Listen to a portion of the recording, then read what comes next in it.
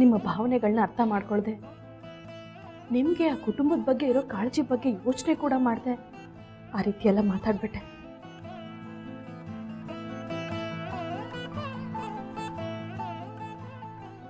ನಿಮ್ಮ ಜಾಗದಲ್ಲಿ ಬಹುಶಃ ಬೇರೆ ಯಾರ ಇದ್ದಿದ್ದು ಹಾಗೆ ನಡ್ಕೊಳ್ತಾ ಇದ್ದೆ. ನಿಮಗಿದ್ದ ಒತ್ತಡ ಜವಾಬ್ದಾರಿಗಳನ್ನ ಅರ್ಥ ಮಾಡ್ಕೊಳ್ದೆ ನಾನು ಹಾಗೆಲ್ಲ ಮಾತಾಡಬಾರ್ದಾಗಿತ್ತು. ಆ ಮಗು ಜೀವ ಉಳಿಲಿ ಅನ್ನೋದಷ್ಟೇ ನನ್ನ ಉದ್ದೇಶ ಆಗಿದೆ. ಹಾಗಾಗಿ ಒಂದು ಕ್ಷಣ ನೀವು ಡಾಕ್ಟ್ರು ಅನ್ನೋದನ್ನ ಮರೆತು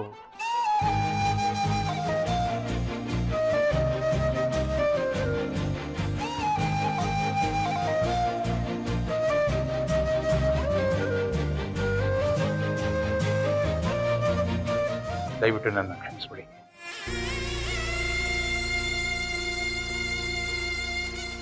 ನಿಮ್ಮನ್ನೇ ದೇವರು ಅಂತ ನಂಬಿದ್ದ ಆ ಕುಟುಂಬಕ್ಕೆ ನಿಜವಾಗ್ಲೂ ನೀವು ತುಂಬಾ ದೊಡ್ಡ ಉಪಕಾರ ಮಾಡಿದ್ರಿ.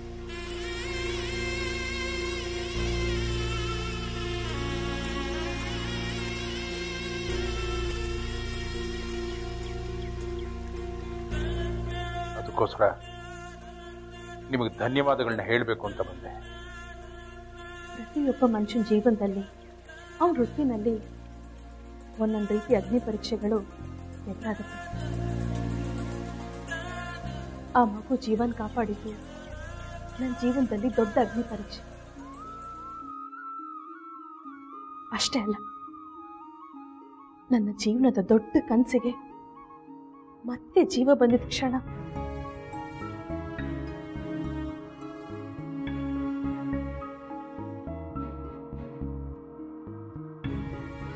ಈ ಪರೀಕ್ಷೆನಲ್ಲಿ ನಾನು ಗೆಲ್ತೀನೋ ಇಲ್ವೋ ಅನ್ನೋ ಒಂದು ಸಣ್ಣ ಭರವಸೆನೂ ಇಲ್ದಿದ್ದಾಗ ಆ ಸಾಯಿನಾಥನ ಕೃಪೆ, ದೇವ್ರಂತ ನಿಮ್ಮ ಆಶೀರ್ವಾದ, ಇವೆರಡೆ ನನ್ನನ್ನ ಗೆಲ್ಲೋ ಹಾಗೆ ಮಾಡಿದ್ದು.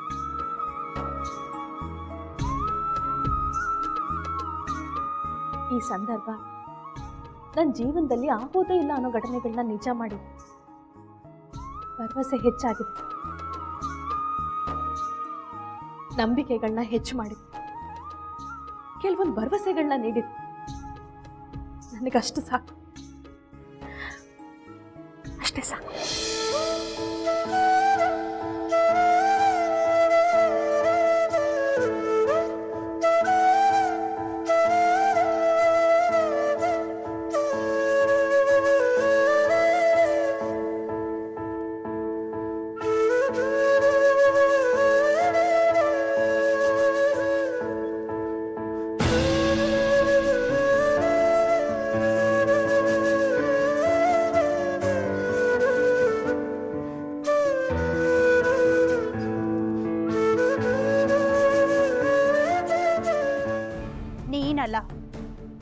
ನಿನ್ನಂತ 100 ಜನ ಮೀರಾ ಬಂದ್ರು ನಾವು ಸಂತೋಷವಾಗೇ ಇರ್ತೀವಿ. ಯಾಕೆ ಅಂದ್ರೆ ನಾನ್ ನಂಬಿರೋದು ದೈವ ಶಕ್ತಿನ. ಆ ದೈವ ಶಕ್ತಿ ಮುಂದೆ ಯಾವಾಗ್ಲೂ ಕೆಟ್ಟದ್ದನ್ನೇ ಯೋಚನೆ ಮಾಡ್ತಾ, ಕೆಟ್ಟದ್ದನ್ನೇ ಮಾತಾಡ್ತಾ, ಪಾಪದ ಮೂಟೆನ ಹೆಗಲ್ ಮೇಲೆ ಹೊತ್ಕೊಂಡಿರೋ ನಿಮ್ಮಂತವ್ರ ಆಟ ತುಂಬಾ ದಿನ ನಡೆಯಲ್ಲ. ನೋಡ್ತಿರೋ ಮೀರಾ, ನಾವೆಲ್ಲ ನಿನ್ ಮುಂದೆನೆ ಸಂತೋಷವಾಗಿ ಬದುಕ್ ತೋರಿಸ್ತೀವಿ. ಅದನ್ನ ನೋಡಿ ನೀನು ಹುಚ್ಚಿ ಆಗ್ಬೇಕು. ಹಾಗೆ ಆಗ್ತೀಯ. ಆ ಟೈಮ್ ಆದಷ್ಟು ಬೇಗ ಬಂದೇ ಬರುತ್ತೆ.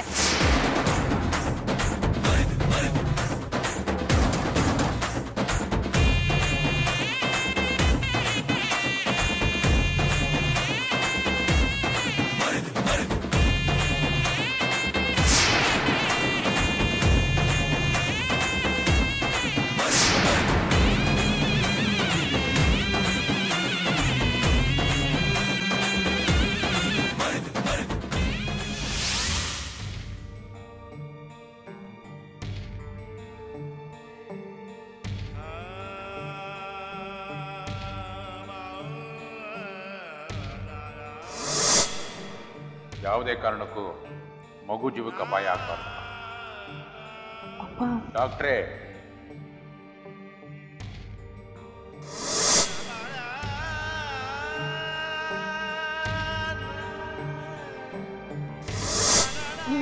ಡಾಕ್ಟರ್ ಕೇಳಿದ್ರು, ಮಗಳ ಕೇಳಿದ್ರು ನನಗೆ ಗೊತ್ತಿಲ್ಲ. ಆದರೆ ನಾನು ನಮ್ಮಪ್ಪ ಕೇಳಿದ್ರು ಅಂತ ತುಂಬ ಪ್ರಯತ್ನ ಪಟ್ಟು ಕಷ್ಟಪಟ್ಟಿದ್ದೀನಿ.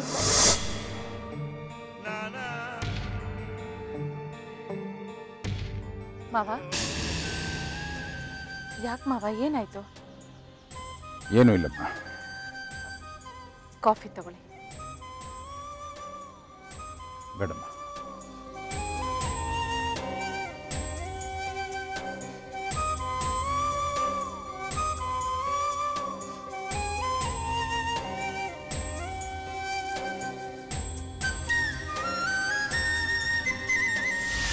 ಲಕ್ಷ್ಮಿ, ಲಕ್ಷ್ಮಿ, ಯಾಕ್ರಿ, ಯಾಕೆಷ್ಟು ಗಾಬರಿ ಆಗಿದ್ದೀರಾ? ಎಲ್ಲೋಗಿದ್ದೆ ನೀನು? ಅದು ಇಲ್ಲೇ ಪಕ್ಕದಲ್ಲಿ ದೇವಸ್ಥಾನಕ್ಕೆ ಹೋಗಿದ್ದೆ. ನೀವ್ಯಾಕೆ ಸುಮ್ಮನೆ ಟೆನ್ಷನ್ ಮಾಡ್ಕೊಂಡಿದ್ದೀರಾ? ಯಾಕೆ ಲಕ್ಷ್ಮಿ ಸುಳ್ಳು ಹೇಳ್ತಿದ್ಯಾ?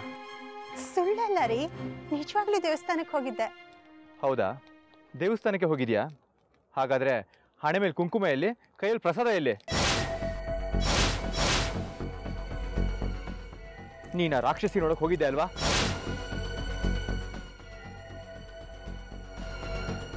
ಅವಳು ಅಂತವಳು ಅಂತ ಗೊತ್ತಿದ್ರು ಯಾಕೆ ಲಕ್ಷ್ಮಿ ಹೋಗಿದೆ ಅಲ್ಲಿ?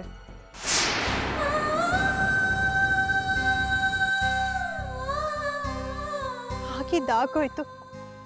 ಇನ್ಮೇಲಾದ್ರೂ ನಮ್ಮನ್ನ ನೆಮ್ಮದಿಯಾಗಿ ಬದುಕೋದಕ್ ಬಿಡು ಅಂತ ಅವಳ ಮುಂದೆ ಕೈ ಮುಗಿದು ಕೇಳ್ಕೊಂಡ್ರೆ ಅವಳು ನಮ್ಮನ್ನ ಬದುಕೋದಕ್ ಬಿಡ್ತಾಳೆ ಅನ್ನೋ ಆಸೆಯಿಂದ ಹೋಗಿದ್ದೆ ರೀ.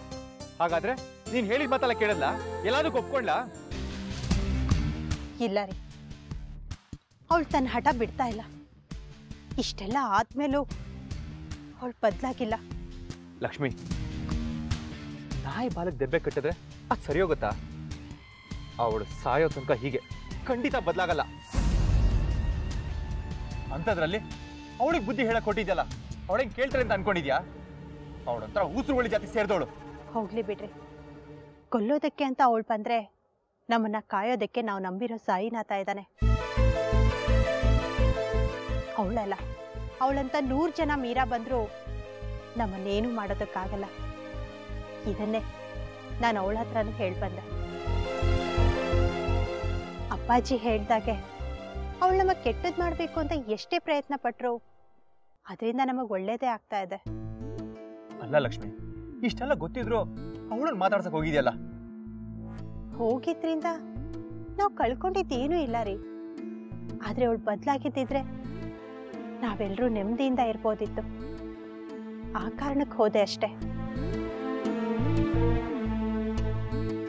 ಅವಳ ಬಗ್ಗೆ ಮಾತಾಡಿ ನೀವು ನಿಮ್ ನೆಮ್ಮದಿ ಕಳ್ಕೋಬೇಡಿ. ಈಗ ಅವಳ ವಿಷಯ ಬಿಟ್ಬಿಡಿ. ಅವಳು ನೆನೆಸ್ಕೊಂಡ್ರೆ ಅವಳನ್ನ ಸಾಯಿಸ್ಬೇಕು ಅನ್ನೋ ಕೋಪ ಬರುತ್ತೆ. ಆದ್ರೆ ನೀನು ಅವಳು ಮಾಡಿರೋದ್ನೆಲ್ಲ ಮರೆತು ಒಂದು ಚೂರು ದ್ವೇಷ ಸಾಧಿಸ್ದೆ ಅವಳು ಮುಂದೆ ಸೋಲಕ್ ಹೊಟ್ಟಿದ್ಯಲ್ಲ, ನೀನ್ ಏನ್ ಹೇಳಿ ಲಕ್ಷ್ಮಿ? ರೀ, ಅವಳು ಅವಳ ದ್ವೇಷದಿಂದ ಪಡ್ಕೊಂಡಿರೋದಕ್ಕಿಂತ ಕಳ್ಕೊಂಡಿದ್ದೇ ಜಾಸ್ತಿ ರೀ. ದ್ವೇಷದಿಂದ ದ್ವೇಷ ಹುಟ್ಟುತ್ತೆ. ಆದ್ರೆ ನಾನು ಪ್ರೀತಿಯಿಂದ ಅವಳ ದ್ವೇಷನ ಗೆಲ್ಲೋದಕ್ಕೆ ಹೋಗಿದ್ದೆ. ಆದ್ರೆ ಅದಾಗ್ಲಿಲ್ಲ. ನೋಡಿ, ಅವಳು ಏನಾದ್ರೂ ಪ್ರಯತ್ನ ಪಡ್ಲಿ, ನಮ್ಗೆ ಎಷ್ಟೇ ತೊಂದರೆ ಕೊಡೋದಕ್ಕೆ ಬರ್ಲಿ, ಆದ್ರೆ ನಾವು ಧೈರ್ಯಗೆಡೋದು ಬೇಡ. ಹೌದು ಲಕ್ಷ್ಮಿ, ನೀನ್ ಹೇಳ್ತಿರೋದ್ರಲ್ಲಿ ಸರಿ ಇದೆ. ನಮ್ಮನ್ನ ಯಾಕೆ ಈ ರೀತಿ ಕಾಡ್ತಾ ಇದ್ದೀರಪ್ಪ? ನಾನು ಮಾಡಿರೋ ತಪ್ಪಿಗೆ ಶಿಕ್ಷೆ ಕೊಡಿ. ನೀವು ಕ್ಷಮಿಸಿದ್ದೀನಿ ಅಂತ ಒಂದು ಮಾತು ಹೇಳಿದ್ರೆ ಸಾಕು ಅಪ್ಪ. ಅದ್ರಲ್ಲೇ ನಾನು ಇಡೀ ಜೀವನ ಕಳೆದ್ಬಿಡ್ತೀನಿ. ಒಂದ್ಸರಿ ಹೇಳಿ ಅಪ್ಪ. ಒಬ್ಬ ಕೊಲೆ ಮಾಡಿರೋ ಕೈದಿಗೆ 14 ವರ್ಷ ಶಿಕ್ಷೆ ಕೊಡ್ತಾರೆ.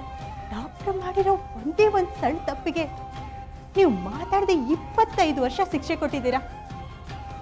ನಿಮ್ಗೆ ಸಾಕಾಗಿಲ್ವಾ ಅಪ್ಪಾಜಿ?